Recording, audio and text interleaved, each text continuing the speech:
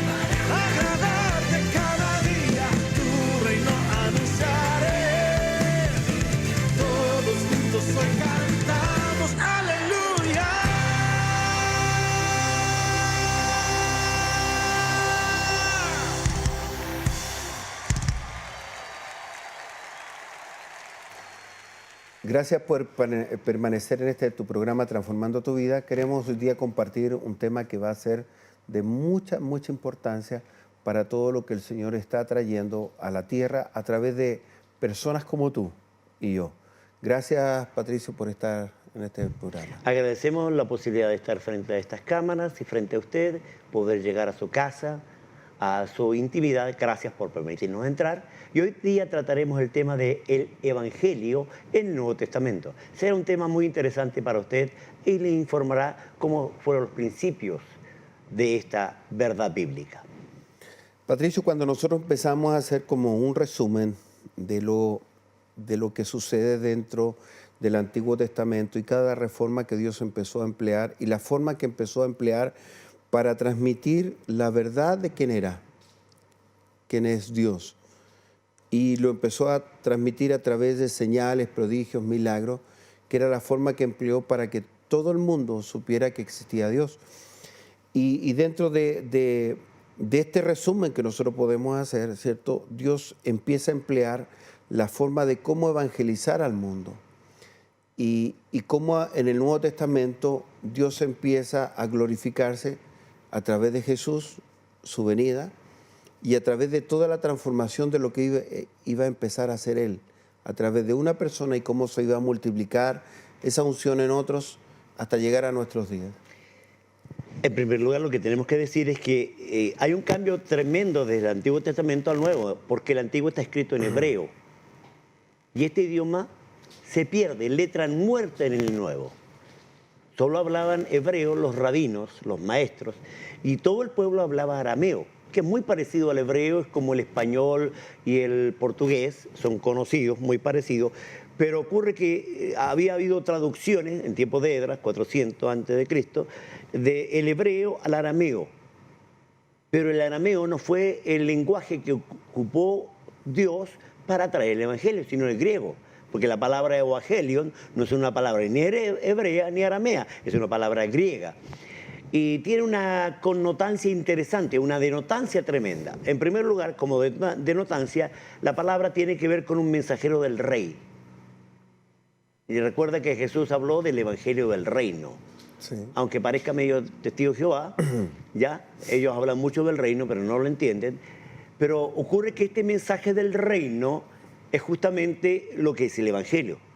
Dios ya envía al Rey de Reyes, a su Hijo, para traernos el mensaje. Y el mensaje es Él. Su obra, su vida, su muerte, su resurrección, sus palabras, sus hechos, todo Él es el centro del evangelio. ¿Ya? ¿Por qué? Porque Él es el autor y consumador de la fe. Y la fe tiene un mensaje, el evangelio, para que esto alcance a todo el mundo. Y ocurre que se centra en la persona misma y se encierra en la persona misma de Jesucristo. Y alguien dirá, pero es una sola persona. Pero aún más, la Biblia señala que no habrían caído libros si se escribía todo lo que Jesús dijo y hizo. Sí. Significa que el evangelio tiene una amplitud porque Jesús no es cualquier personaje. Es Dios mismo, manifestado en carne.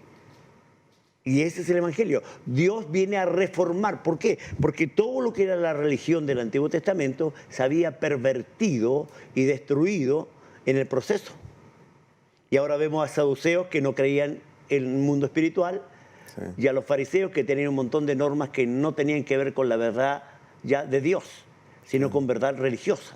Eran religiosos, pero no tenían intimidad con Dios. Claro, habían transgredido un poco cada principio de lo que se había establecido. Y empezaron a, bueno, como el ser humano empieza a buscar la forma o el ajuste de cómo sacar mejor provecho de algo y cómo engañar de alguna manera a un sistema. Cuando nosotros encontramos con la palabra evangelio, eso tiene una connotación, un significado, que es las buenas nuevas.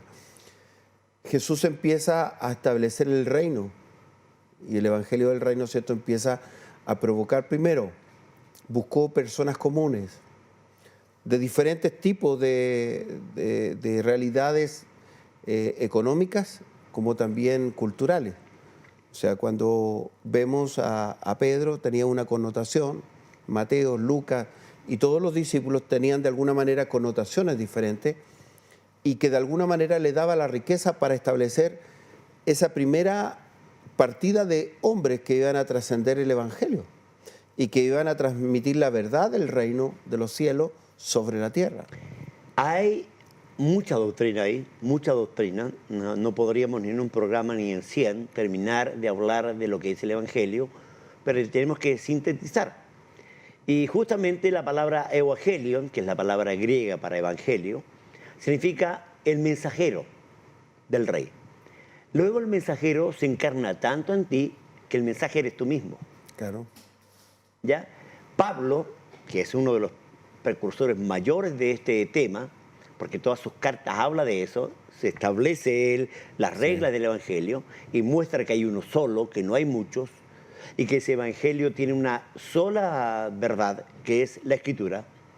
Pablo dice, si yo o un ángel del cielo os predicaré otro mensaje de buenas nuevas, Claro. sea maldito. Otro evangelio para Claro. que las personas que son más literales puedan entenderlo. Claro, porque el problema más grave nuestro es que el texto está en griego y fue traducido a nuestro idioma. El problema es la traducción.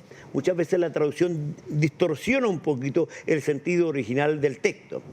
Pero gracias a Dios tenemos el texto todavía, el texto griego, y tenemos mucha traducción al castellano que nos permite aclarar bien el mensaje, porque el mensaje tiene que ser exacto, perfecto, sin fallas. Por eso Pablo le dice a Timoteo, ten cuidado de ti y de la doctrina. O sea, ten cuidado de cómo actúas Claro. y de cómo enseñas. ¿Cuál es la doctrina que hay? ¿Ya? Y dice, lo que aprendiste de mí, lo que oíste y viste de mí, esto enseña a hombres. Esto enseñamos. Claro, O sea, no solamente la parte oral o la oratoria de algo, sino el ejercicio de cómo se realizaba. Correcto. Y Pablo por eso tiene el lenguaje tan elocuente hacia su discípulo, para que él pueda capturar no solamente una palabra, sino la esencia de lo que se transmite en decir y hacer. El Evangelio usa 3 palabras interesantes para mostrarnos las 3 etapas del Evangelio. Y Pablo lo usa ahí en 1 Corintios capítulo 13, donde dice, ya, ahora permanecen el amor, la fe y la esperanza, pero mayor de estos es el amor. La esperanza nos habla del futuro, del reino de Dios celestial. La fe nos habla de la doctrina, de cómo vivirla acá. Y el amor nos habla del carácter que tienen que tener aquellos que predican el Evangelio. Sí. O sea, nos habla de 3 elementos interesantísimos que no pueden separarse, pero que 2, al cumplirse y al terminarse este periodo o este ciclo hasta la línea, terminan, porque lo único que queda en el futuro es el amor, Claro.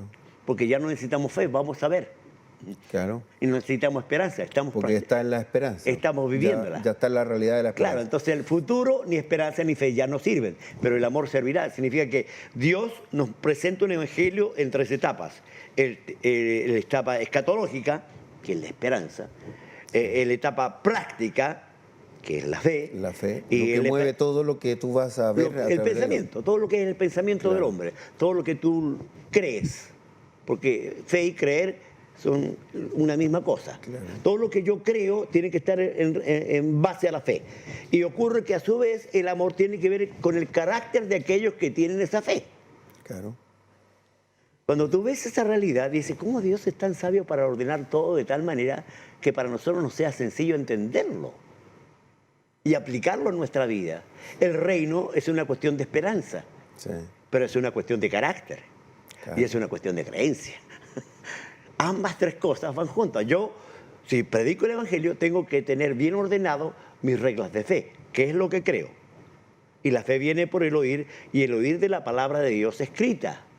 Claro. Tengo que tener cuidado en lo místico aquí. La fe no es mística. No es que yo recibí un mensaje del cielo, me llegó un rayo y ahora creo esto que ocurrió. No, porque la fe no es una cuestión de experimental, es una cuestión escritural. Claro. Está sometida al texto. Nunca nosotros podemos validar nuestras experiencias de lo sobrenatural Totalmente si no de acuerdo. están en el asidero de la Escritura. Cada experiencia, y todo hombre que mantuvo una relación con Jesucristo o fue impregnado de ese evangelio, estuvo sujeto a esa verdad que fue la doctrina que enseñó. Le enseñé todas las cosas, Por eso Pablo dice, una fe, una fe. no varias fe. O sea, yo no puedo creer varias cosas. Tengo que creer una sola cosa. ¿Cuál es esa cosa? Está escrito, es válido. Por eso Pablo le dice a los Corintios, a no pensar más de lo que está escrito. O sea, mi fe no puede estar basada en experiencias, aunque la fe provoca experiencias. Claro, la experiencia valida lo que la Escritura está realizado. Totalmente. Porque cada experiencia en la Biblia muestra la gloria de Dios. O sea, todo hombre, para ver a Dios y tener la fe en Dios, tuvo que experimentar un encuentro con Dios. Tú que eres profeta, te das cuenta que el texto habla de profecía y habla cómo se manifiesta. Sí. Entonces, tú manifiestas algo que es experimental, que es de tu experiencia, Sí. que es raro, extraño, ¿ya? O diferente para que no sea tan Claro, Claro. pero ocurre que esa experiencia tiene validez. una validez por la Escritura. Es lo mismo que Está cimentado. en una algo. persona me dijo, no hay apóstoles. Deme el texto bíblico donde diga que no hay. Si usted me lo da, no es que en la experiencia, los años no sirven, porque el primer siglo hubo apostasía.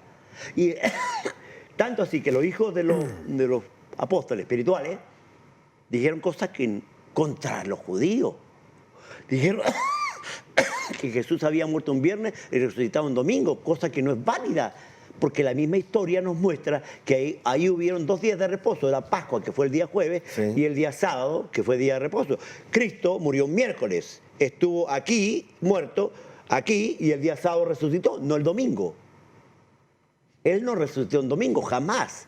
Pero, ¿qué pasó? Que el primer siglo ya hubo controversia porque desaparecieron los apóstoles. Pero ¿por qué desaparecieron los apóstoles si la Biblia no menciona que habían de desaparecer? Porque hubo apostasía. Bueno, podríamos explicar un poco qué es lo que representa la apostasía, porque a lo mejor la palabra muchas personas no la puedan comprender. Y dentro de nuestro lenguaje, ¿cierto? Para nosotros es más habitual esa palabra. Pero vamos un poquito más a la esencia de esa palabra. ¿Qué representa a la apostasía? Es un quiebre de lo que ya se transmitió como una verdad. Y vamos a ahondarlo más, porque la idea es que cada persona que nos escuche y nos ve pueda tener claro lo que es la apostasía y también que tú y yo no podamos caer en una apostasía. Apostasía es ir contra la fe. Así lo hago lo más sencillo posible. Es ir contra la fe. Y la fe tiene una solidez basada en la palabra de Dios. O sea, todo lo que está fuera de la palabra de Dios se vuelve doctrina, es apostasía. Recuerda que el mismo Jesús, el capítulo 7 del libro de Marcos, ataca a los judíos porque ellos tenían como doctrina mandamientos de hombre e invalidaban, ¿qué cosa? La palabra. Bien invalidáis la palabra por vuestras traducciones. Vamos a colocar un caso muy específico. Yo he visto que hoy día, hasta el día de hoy, hay muchas congregaciones que todavía tienen la tradición de usar el velo. Y han validado con un versículo bíblico el usar el velo. Pero ¿qué es lo que dice el velo? ¿A qué se refiere el velo? Claro, pero el versículo bíblico que dice que en lugar de velo le es dado el cabello. Es lo más sencillo entenderlo. Claro. No necesito un velo. Las mujeres no necesitan velo. Cabello largo. Eso es lo que representa el velo y suficiente. Y suficiente, pero algunos aplican otra cosa. Ahora, ¿qué es lo que está sucediendo? Hoy día hay muchas congregaciones que están usando el velo diciendo que esto fue revelado por Dios y que tiene que usarse las mujeres. Entonces tú ves a muchas mujeres que cada vez que van a entrar en oración toman su cosita y se tapan su rostro.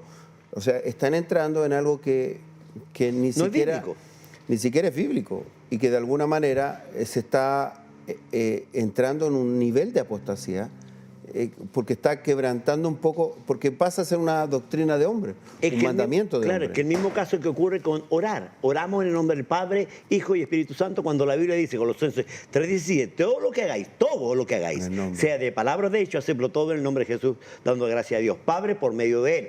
Claro. Y Jesús mismo dijo, todo lo que pidieres al Padre en mi nombre. En mi nombre. Y Él mismo cuando enseñó a orar dijo, Padre nuestro que estás en los cielos. O sea, nuestra oración no es al Hijo, no es al Espíritu Santo, es al Padre. En el nombre de Jesús. Pero ese desorden doctrinal que hoy día hay, y yo cada vez que invito a un predicador y empieza, vamos a orar o a leer la palabra en el nombre del Padre, y digo, ya, otra vez. El problema es doctrina. Claro, pero si yo lo veo en forma muy práctica, Patricio, hay cosas que no te dañan ni te matan. Pero infectan. Puede ser en la medida, ¿cierto?, que tú tengas un corazón muy sano, porque en realidad a veces uno se coloca o coloca un poco la medida de quien viene. No le puedo colocar la misma medida a todo. Es que hay una y yo trato de tomar, ¿cierto?, lo mejor para guardarlo y no contaminar mi vida con cosas que no son. Claro, es que hay cosas que, voy a decir, el mismo Pablo claramente señala que si alguno guarda un día, para el Señor lo guarda, y el que no guarda un día, para el Señor no lo guarda. O sea, Claro. cuando alguien me quiere obligar a guardar el sábado, el texto dice claramente, si yo quiero lo guardo y si yo quiero no lo guardo. Y esto en varias cosas no debemos pelear por doctrinas básicas, Claro. aunque debemos buscar la doctrina correcta. Pero hay doctrinas que si yo me pusiera a pelear, estaría solo. Claro, no te va Porque a ayudar muchos en son nada. extremistas en aplicar la doctrina. Sí.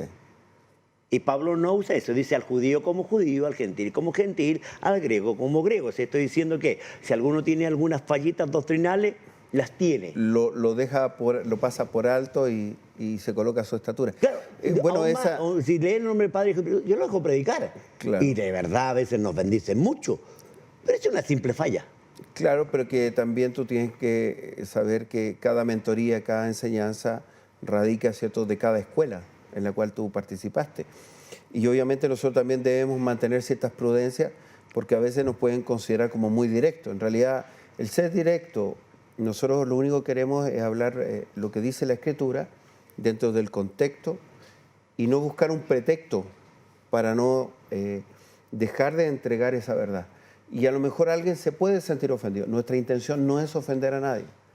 Si tú consideras que estás bien, bueno, en algún momento el Señor traerá mayor revelación y de alguna manera podrás cambiar algunas cosas que no te dañan, pero que sí a lo mejor podrías modificar. Es por eso que el apóstol Pablo dice que no contentamos en palabras, que Claro. para nada aprovecha. Sí. Nosotros podemos decir, esta es la verdad bíblica, tómela o déjela, pero sigue siendo mi hermano y no hay discusión allí. Bueno, Pablo cuando predica el Evangelio, él habla del Evangelio que le fue transmitido y del Evangelio que fue revelado en su vida. Entonces, él es muy profundo y cuando uno empieza a leer a Pablo, Pablo primero es cristocéntrico, él no Totalmente. pasa por alto, o sea, él coloca su función como siervo, como apóstol, como arquitecto, como perito arquitecto, pero siempre dentro del contexto de quién es Cristo en su vida. O sea, todo nuestro lenguaje en el Evangelio debe ser cristocéntrico. Totalmente y bibliocéntrico. Claro. Y evitar, aunque nosotros luchamos con esta palabra, egocéntrico. ¿Ya? Nosotros todos los días luchamos con nuestro yo y cada día tenemos que doblegarlo para que Él sea el que, ¿cierto?, se establezca en nuestra vida. Hay una realidad en el Evangelio y una realidad que tiene que ver con el carácter. Y ahí es donde tenemos que trabajar más. ¿Por qué? Porque el Evangelio tiene un carácter. Claro. Mas el fruto del Espíritu es amor, gozo, paz, paciencia, benignidad, bondad, templanza, mansedumbre y fe. Y contra tales cosas no hay ley. Cuando dice que no hay ley, significa que la ley de Dios no puede tocar a eso porque está sobre eso. Entonces entonces yo tengo que entender que en mí puede haber esperanza, o sea, tener una visión de la escatología, pero cuando habláis de la escatología encontráis tantas líneas de pensamiento que no te vaya a poder pelear por las líneas de pensamiento, la escatología. Vamos a tener algunos resultados en el final. Ah, yo tenía razón. Ah, no me equivoqué, pero no te salva. Claro. No te salva. Lo que te salva justamente es la fe. Claro. Lo que te salva es el carácter. Porque muchos dirán en aquel día, Señor, nos profetizamos en tu nombre y en tu nombre hicimos milagros. O sea, tenían la experiencia de fe, pero no tenían comunión con Dios. Claro, se sostenían en el don y los dones son irrevocables. Por lo tanto, el cómo funciona un don, eso no está determinado en relación a esa comunión con Dios que debe ser latente, que te trae convicción de pecado, que te trae arrepentimiento, que te trae la forma de operar como un verdadero hijo de Dios. Es que ¿sabes cuál es la dificultad? Para no usar la palabra problema. La dificultad es que ¿El problema o la problemática? Cualquiera de las dos. Cualquiera de las dos. Ya, la dificultad radica en que creemos que los dones no hacen espiritual. Muchos pentecostales, y yo soy pentecostal, creen que el don me hace espiritual. No, hay tres etapas. Valida eso. Mundano, cristiano niño y cristiano maduro. Cuando eres cristiano niño es un carnal, un niño en Cristo. 1 Corintios 3:1. Sí. Si soy carnal y niño, soy salvo. No tiene que ver la salvación ahí. No. Porque si yo soy hombre natural, como dice Pablo 2.14, ahí soy mundano. Claro. Como El hombre natural habla del Estoy usando el de la lenguaje que Escritura. usan en la iglesia. Claro. Que tratamos de mundano a los que están afuera. No, pero también se le da otra connotación, no mundano, se le llama impío. Impío, que no tienen temor. Claro. Porque la palabra piedad en el Nuevo Testamento tiene que ver con temor, no con misericordia. Claro. Entonces, claro, como nosotros estamos tratando el tema, es bien importante entender que el Evangelio está escrito, que no tenemos que añadirle ni quitarle. Que el Evangelio tiene tres posturas: futura, de carácter y de pensamiento. Sí. Que estos tres tienen que estar unidos en base a textos, no en base a experiencias. Porque si tú notas, hay como 80 personas que han venido al infierno y todos me cuentan un infierno diferente. ¿Dios tendrá 80 infiernos diferentes? No creo, hay uno solo. Pero ocurre que las personas tienen ideas personales. Pablo, cuando fue al cielo, dijo que él bajó y no se le permitió hablar de eso. Y aún él habla como en una persona diferente. Yo Claro. conozco un hombre y habla de... O sea, Y él dice palabras inefables, o sea, que no se pueden no se pronunciar. pueden pronunciar. Bueno, es que la categoría del apóstol Pablo nos permite saber que él había renunciado a sí mismo.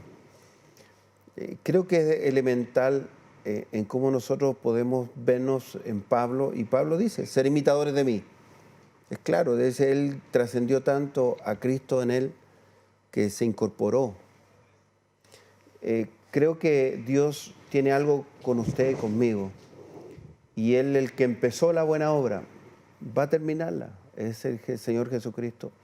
Y cuando tomamos a Jesús como parte de nuestra vida, en todas nuestras decisiones, Él lo va a realizar. Que el Señor les bendiga y gracias por ser parte de este programa. Y Hasta que luego. Dios siga transformando tu vida a través de la doctrina, de la palabra de Dios. Nos vemos. Bendiciones.